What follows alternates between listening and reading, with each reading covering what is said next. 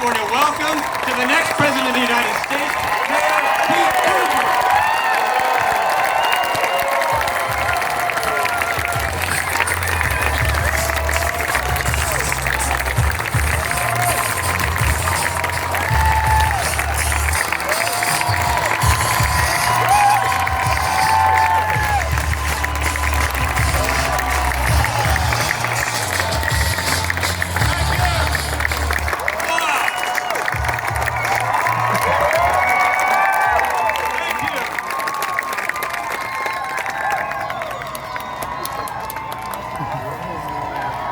Thank you so much.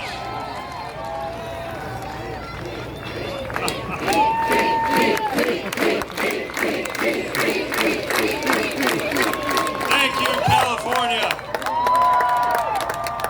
And thank you, Mayor Cabalden. You are lucky in this part of the country to have one of America's most respected mayors in my good friend, Chris Cabalden.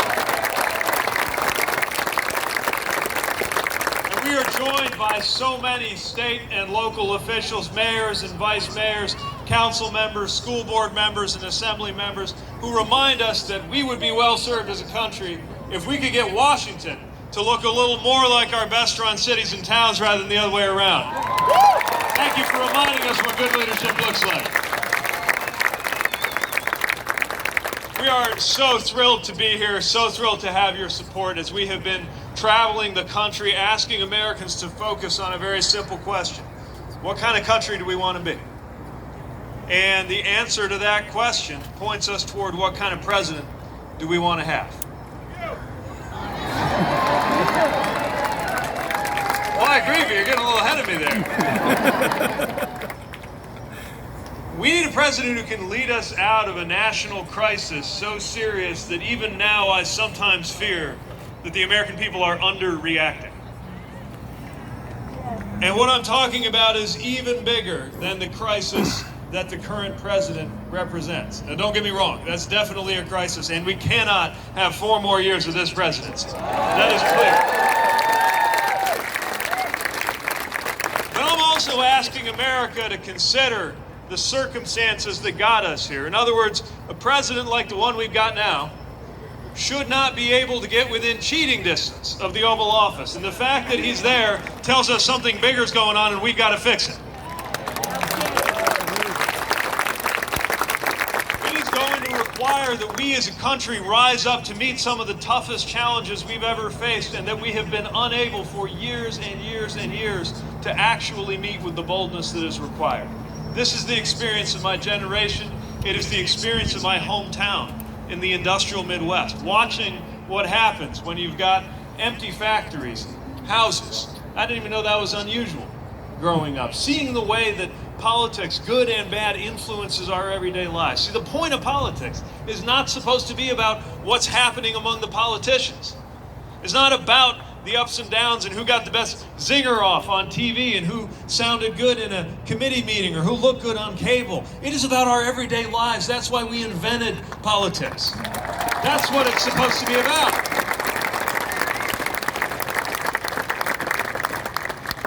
That means a whole different approach to how we govern, because we cannot go on the way that we've been. It's time for something completely different. And that's where I come in.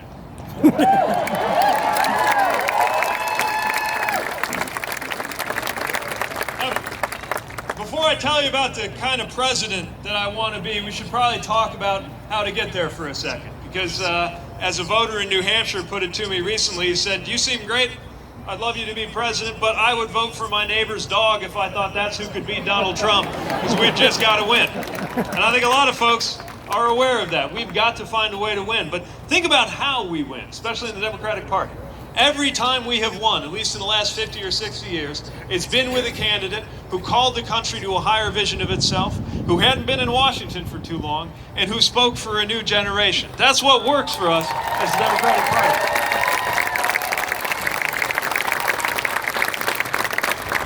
And I, for one, am looking forward to going toe-to-toe with this president in the unfortunate event that he's still in office.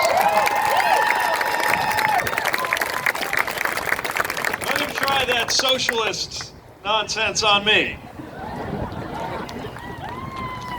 Let him try to call us the party of Washington, the party of the swamp, when he's speaking to a mayor from the heartland of the country that he only looks at when it's out the window of an airplane or a helicopter.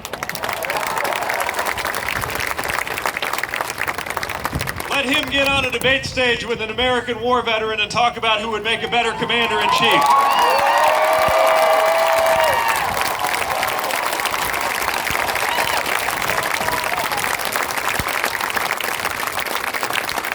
The most important part of how we're going to win is the same as how we're going to govern, and that is according to the values that should unite us, that should knit us together as Americans. And the problem today is those very values, the values that are supposed to bring us together, are being used to divide us, to pit us against one another, and that's what's got to change. You think about values like patriotism and love of country, the way we're supposed to feel when we look at the flag. Honoring the flag requires more than just hugging it from time to time. And you do not honor the flag by using it as a weapon against fellow Americans. The flag that was on my shoulder when I stepped off the aircraft that took me into Afghanistan was not a Republican flag, it was an American flag, and it was designed to be for all of us. And not only that, it symbolized our duties to speak up, which means when somebody blows the whistle on official misconduct, that is an act of loyalty to the republic for which it stands, and we ought to respect that from the White House on down.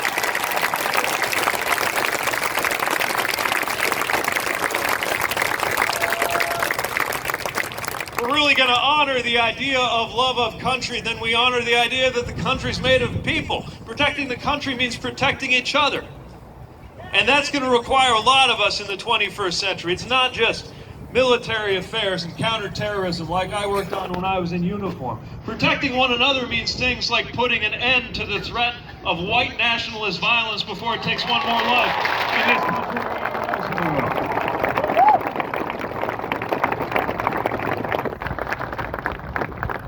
Protecting one another in the 21st century means dealing with cybersecurity and election security. You can't fix that with a 17th century technology like putting up a wall. It's more complicated than that. Protecting each other means never allowing the Second Amendment to be twisted into an excuse to do nothing when it comes to gun safety and keeping our schools and our places of worship and our shopping centers safe.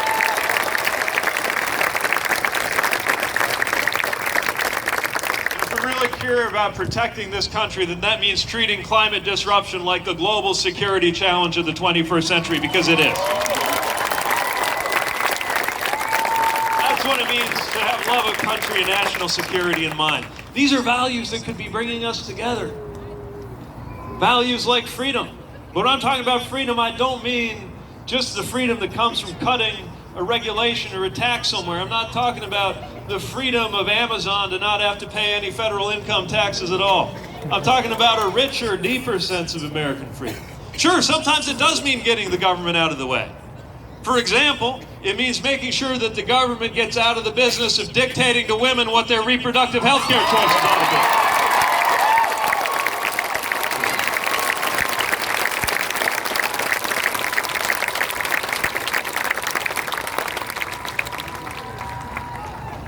And it means freedom to, not just freedom from. Freedom that only comes about if we build up better opportunities. That's why I believe we need to provide Medicare for all who want it, because you're not free if you don't have health care.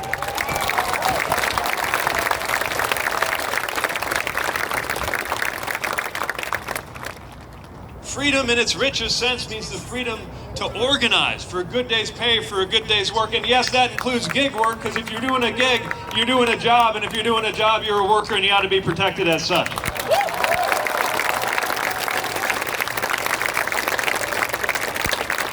These are the values that could bring us together, but they use them to tear us apart. And here's another one: faith. Faith should never be used to divide Americans, because God does not belong to a political party in this country.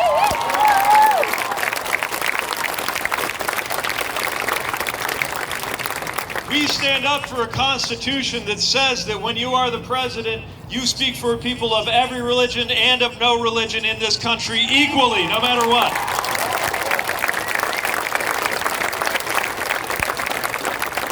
And I think we can honor that principle and also reach out to those who are guided by faith to point out that we've got a choice. And at a time when budgets are being cut for food aid for children, and children are being ripped out of the arms of their parents at the American border, it is time to point out that no faith requires that you condone, let alone support, what's being done in this White House right now.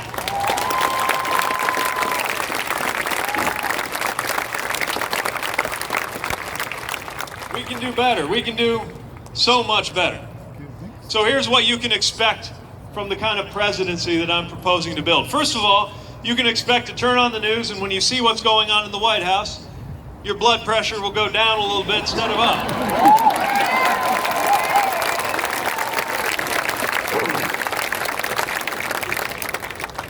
You can expect a president who understands that personnel is policy. That means appointing an attorney general who is the attorney for the American people, not for the president himself.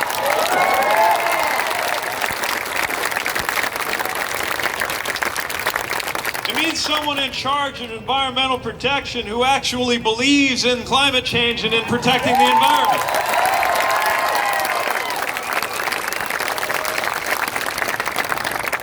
And it most certainly means a Secretary of Education who believes in public education.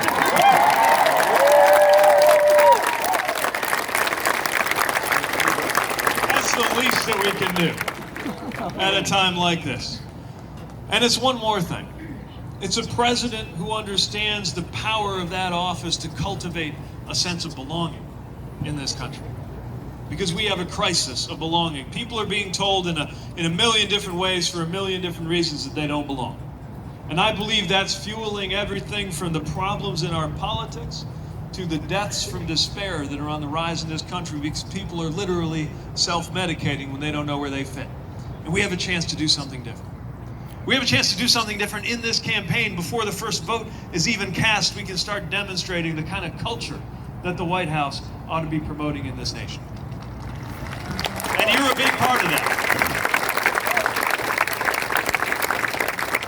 One of the best moments in this entire campaign came just a few days ago. We were in Iowa, and I was reunited with a teenager named Bridget, who I had met a couple of months earlier. And she had come up to me at an event and said that our campaign had let her know that she could be herself, that she felt like she could go to school, talk about what she believed in, stand up straight, not be ashamed. And I thought I knew exactly what she was about to tell me, because it has moved me to hear so many people let me know that our campaign and me being honest about our marriage has let them know that they're safe in this country. Speaking of which, thanks to everybody who helped welcome Chasten to this area when he was through here.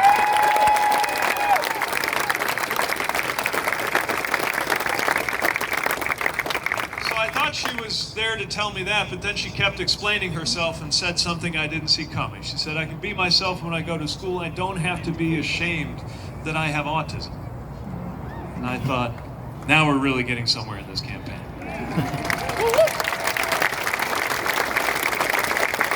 Our country's only going to make it if everybody can contribute and everybody knows that they are valued, and everybody means everybody. That's what the presidency is for. Not the glorification of the president, but the unification of the people around a common sense of purpose and a shared sense of belonging.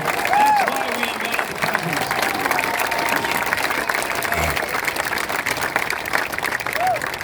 And that's where all of you come in. I'm going to need an awful lot of help.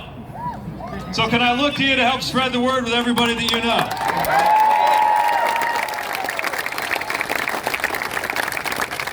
Well, I'm pretty sure California is going to be a big part of the story of how I came to be your nominee and your president.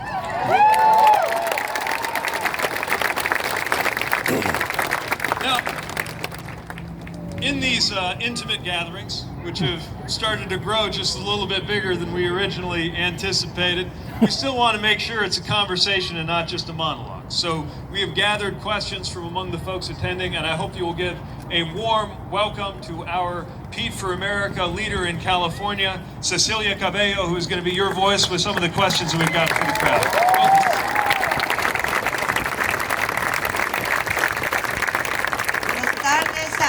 Sacramento and Sacramento. Excited to be here. Let's get it started. All right, question number one. How will you begin the process of unifying our divided nation? Such a smart question. By the way, if you ask the question, give us a little shout. Maybe I can see you. There you are. All right. Hello. Thanks for coming. So this is vitally important. And here's the thing. Because I believe America's being offered a false choice right now. I believe we're being told that either you got to be bold and provide big answers to big problems and be ambitious, or we got to be unified and bring everybody together. And there are some folks who are saying the only way we can unify everybody is if we water down our differences, paper over our disagreements, and just soften our values. And there are some folks who say the only way to deliver bold answers is to shut out half the country, say it's my way or the highway, send everybody else packing, and crush the opposition. And I view it differently. I believe it is not only possible, it is necessary for us to be both bold and unifying. I think it's the only way forward.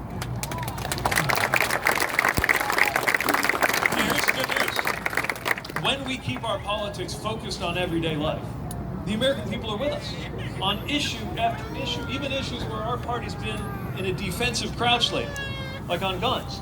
Now it's clear that the American people agree with us on gun law, on wages, on immigration, on choice, on issue after issue. The American people are with us.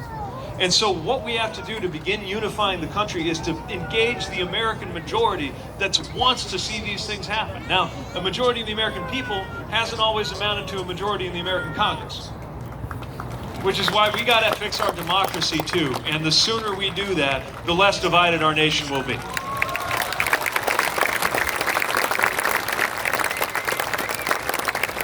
What is your plan to improve public education?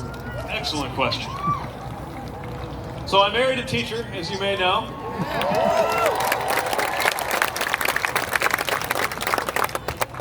And that means I got an education about education every day. And one of the things that's very clear to me is that we have got to support the teaching profession much better than we do.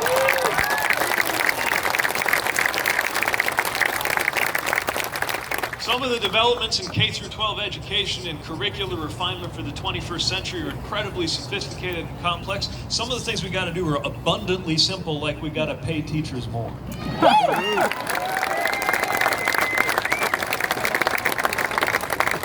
And I say that because so much depends on the profession. And for the first time, I saw a chilling statistic that a majority of teachers now say they would discourage their children from following them into that profession. If that continues, we are in big trouble as a country, because everything depends on the preparation of a new generation. So we've got to support teachers. That means federal funding for teacher pay enhancement grants focused on Title I schools where they can make the biggest difference, because we also need to direct those resources toward the kids who most need it. It also means making sure that we update education to reflect the 21st century, where the biggest thing that's going to change in the new machine age or the automation age or whatever you want to call it, it's not just that people need to be technically savvy.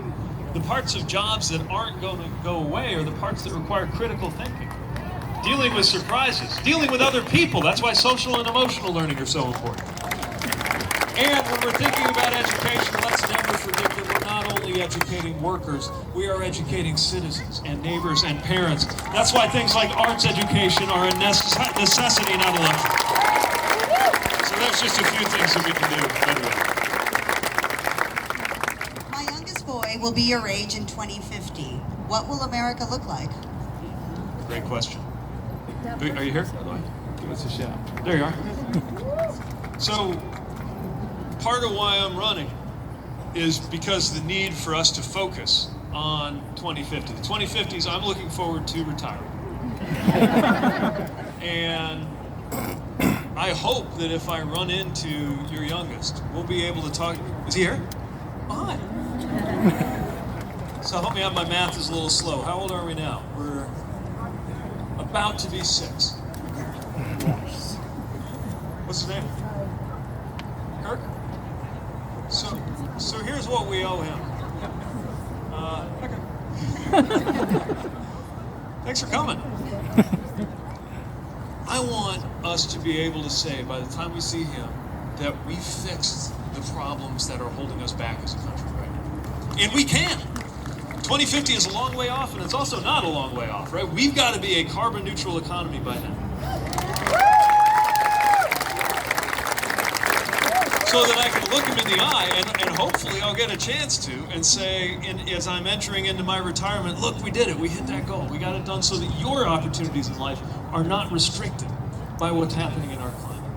I want to be able to look at him and say, you know, things got pretty rough by 2019, but in 2020, we started to do what it took to make sure that your race had no bearing on your health or your wealth or your relationship with law enforcement in this country.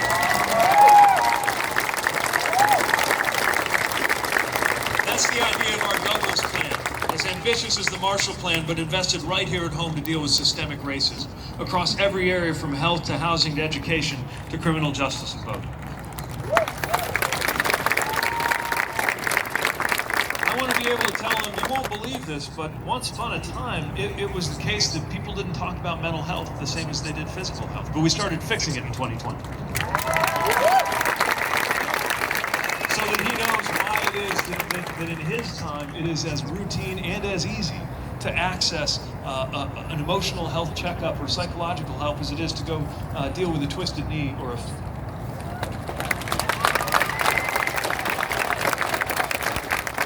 If we pull these things off, we're going to be proud of what we did. And so by the time he's president, running for president, when he's my age, it's continues to be fashionable for people in their late 30s to run for president. He'll be able to deal with stuff we didn't even think of, because we will have sorted it, because we're supposed to fix those things so he doesn't have to. And then he'll grow up in a better world. That's the world I'm thinking.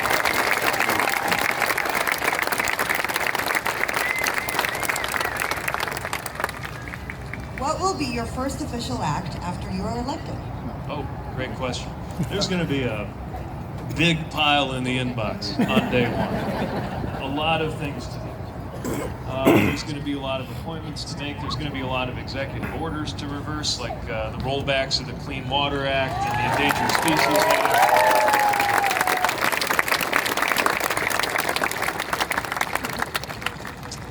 I'm going to see to it that the DOJ is completely independent, but we may have to forward some presidential records to people who are going to need to look into things.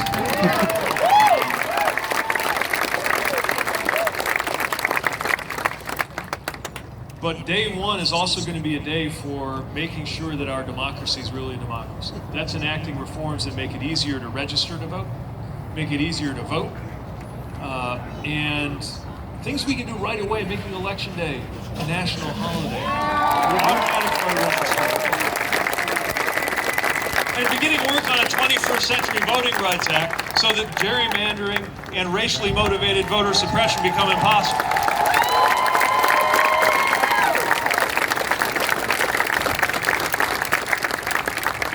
And even on day one, we're also going to start some work on democratic reforms that might take a decade or two to deliver. Because part of that other conversation I want to have with Kirk in 2050 is to say, you're not going to believe this, but once upon a time, we didn't always give the presidency to the person who got the most votes. But then we went ahead and fixed that. And that'll start on day one with democratic reforms.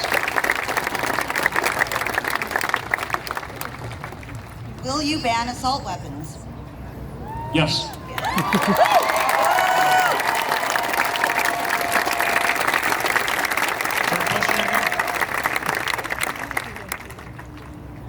By the way, a shout out to, that's probably just about everybody, yeah. A shout out to, thank you. And shout out to Moms Demand Action and everybody who's come here and made it clear that you are a gun sense voter. Look, there they are. There they are. Look, this is one more thing on the list of stuff that kids are worrying about that they shouldn't have to. The only good answer to those kids is we're supposed to take care of that so you can focus on being a kid.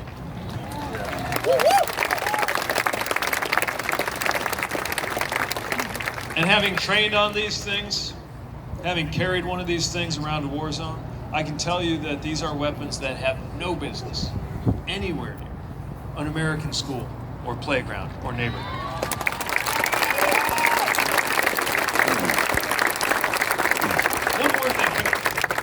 Can I get a little academic for just a second? So, all right. So there's this thing with some folks who think constitutionally, because there's the phrase infringe, you get any kind of restriction on any kind of weapon means you're infringing the Second Amendment, so you can't do that. And let me explain why that's just not true. We have already decided, as a matter of legal precedent, as a matter of practice, as a matter of common sense in this country, that there is a limit. And here's how we know that. Everybody in this country can buy a slingshot, I think. Nobody in this country may purchase a nuclear weapon, right?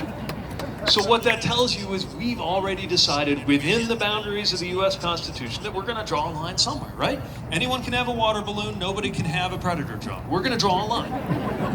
And all we're saying in the name of common sense, and with, I believe, a majority of the American people behind us, is that we need to draw that line tighter than we have in order to protect our kids, our neighborhoods, our places of worship.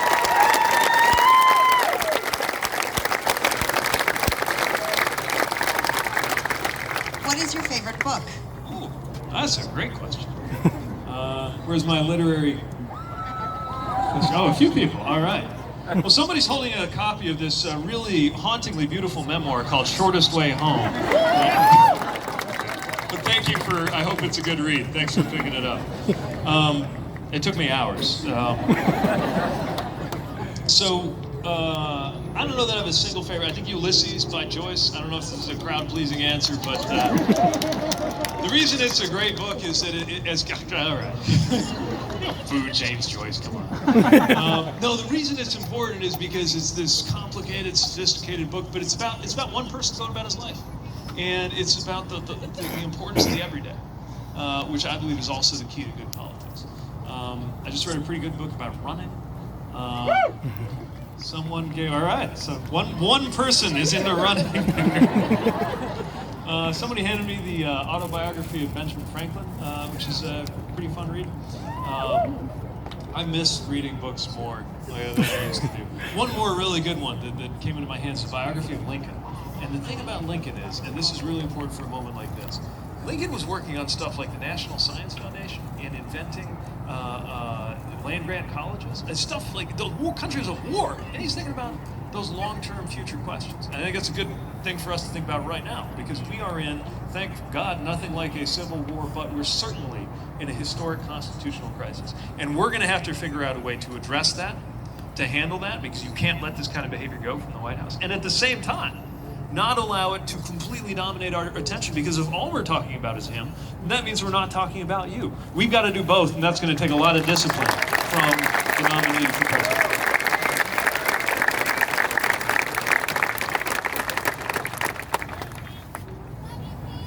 I just got engaged to my boyfriend as one of the most famous gay couples. Any advice for planning the wedding? Oh, gosh. Where's our couple? Hey, congratulations.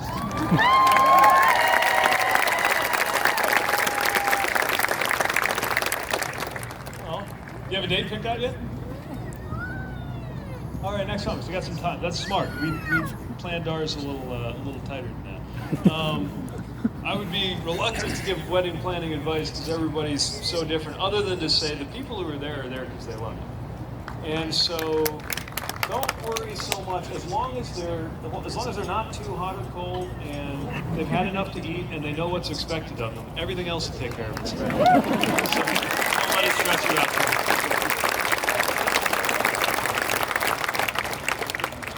How does being the mayor of a small town make you the best candidate for president? Fantastic question. Is my questioner here? Hi.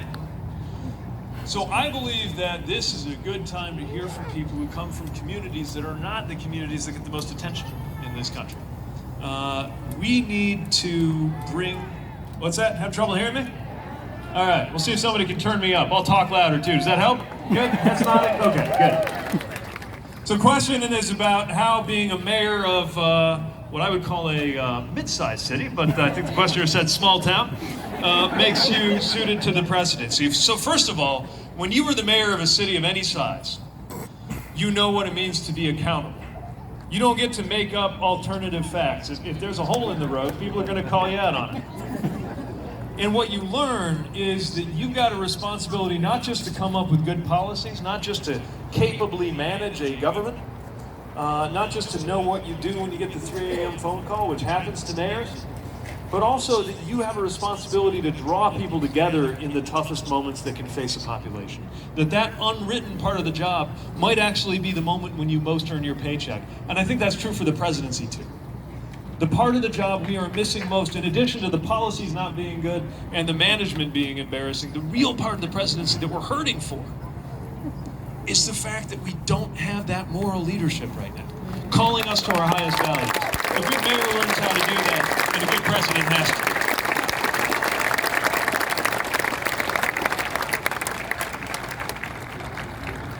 Do you have any advice for someone who wants to go into politics but isn't great at public speaking?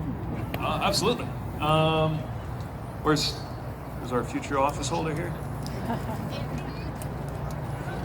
Where are you? Ah, another one. All right. So, practice. The more you do it, the more you do it. Look, I was not the most outgoing, life of the party kind of, I know this will shock you, kind of guy in high school. I was pretty nervous, pretty shy, and yet when something's really important, when you really care about something, it'll make you eloquent just when you talk to people about what's on your heart. And the more you get to do that, and the more you find people who care about those same things, the more you find your voice. And it's been so moving in the course of this campaign to not only share what I think, but drink in what other people think is so important and make sure we're speaking to that too. And anybody who's ever considered public service, I can't tell you how rewarding it is. It's hard. It's really hard. You definitely shouldn't do it unless you really care. But when you experience delivering results for other people, getting your hands on the pulleys and levers of government and using them to make people better off, there's nothing like it. It's the best feeling in the world, and I hope you get that chance.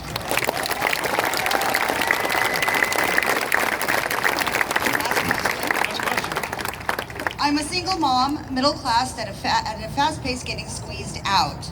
How are you going to revive the middle class? Oh, such a good question. Are you here? Well, hi. Thanks for coming. So if the economy's not working for you, that means it's not working. And I think so many people feel like it's not even just that it's hard to get ahead, it's that you gotta paddle like hell just to hold on to what you've got. And this is the story of the last 40 years. I think this is a big part of the way we got here politically. Right now, the gross domestic product is going up. The Dow Jones is going up, and that shouldn't even be possible. What does that tell you? It tells you we're counting the wrong things. When I am president, the main measure of how the economy is doing will not be the GDP in one rolled up number on a page. It will be the growth in income for the 90%, because that's not been good enough from the time I was born. And it's going to take a lot to make that happen. It's why we need to stand with organized labor. We got so focused on protecting jobs, we forgot that we got to protect workers too. The reason we care about jobs is the good that they can do for workers, not the other way around. And that's why we got to stand with labor as they seek to organize for good wages and good benefits. That's why we need a higher minimum wage, because the entire economy will do better if people are earning enough. And it's why we need to fix our democratic system, because as long as dollars can outvote people, as long as districts are drawn so that politicians pick their voters instead of the other way around, then the voice of middle Americans won't be heard. We've got to fix that too. We've got to make it more affordable to live in this country. Not just more affordable to go to college, but also more affordable to not go to college. Both. And when we're counting the right things and we care about the right people, we will make life easier for everybody in this country and support the middle class.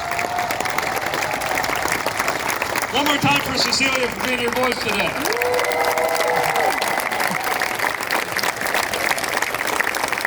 Well, I just got a couple more thoughts. First of all, we weren't sure how many folks are going to come out today. This is looking pretty good.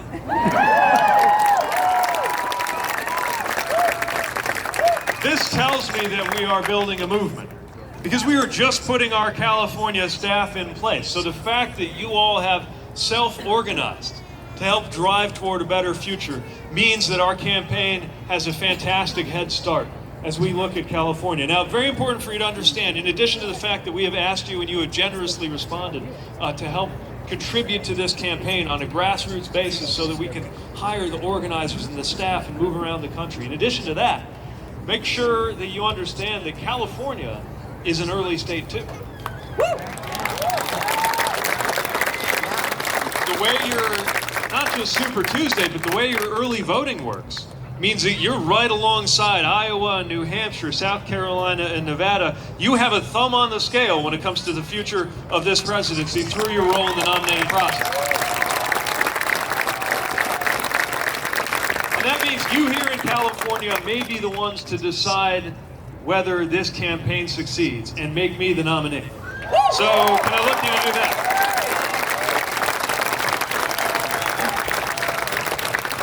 And can I look to you to share that discipline, to deal with this president when we have to, but also deny him the ability to change the subject, to look at his reality show, pick up the remote, and change the channel to something better?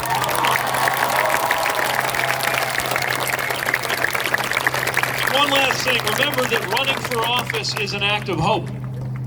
And helping somebody run for office, from knocking on a door to asking your friend to lend a hand to standing on a sunny day and spending time with a candidate for office, that too is an act of hope. I know hope went out of style for a while in American politics because we're in a bleak moment, but right now we need not naive hope, but the hope and optimism that propels people who literally cannot afford to go back, and we as a country cannot afford to go back. So can I look to you to spread that sense of hope to everybody that you know? Welcome into the